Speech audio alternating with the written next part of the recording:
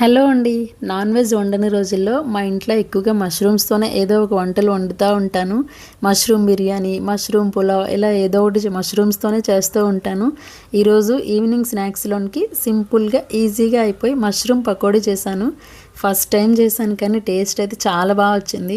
ఎలా చేశాను మీరు కూడా చూసేయండి. మష్రూమ్స్ని పొట్టు తీసేసి నీట్గా వాష్ చేసుకొని 2 ముక్కలుగా కట్ చేసుకొని రుచికి సరిపడా ఉప్పు, పసుపు, కారం, గరం మసాలా, ధనియాల పొడి, అల్లం వెల్లుల్లి పేస్ట్, 2 టేబుల్ స్పూన్స్ వరకు కార్న్‌ఫ్లోర్, కొంచెం బియ్యపిండి వేసుకొని బాగా కలుపుకొని కొంచెం కొంచెం వాటర్ పోసుకొని మసాలా అంతా మష్రూమ్స్కి పట్టేలాగా బాగా కలిపి 10 నిమిషాల పాటు పక్కన పెట్టుకొని డీప్ ఫ్రైకి సరిపడా ఆయిల్ పెట్టుకొని ఆయిల్ హీట్ అయిన తర్వాత మష్రూమ్స్ని ఒక్కొక్కటిగా తీసుకొని పకోడీలో వేసుకొని డీప్ ఫ్రై చేసుకుంటే మష్రూమ్ పకోడీ రెడీ. టేస్ట్ అయితే చాలా బాగుంటుందండి. ఒకసారి మీరు కూడా ట్రై చేయండి.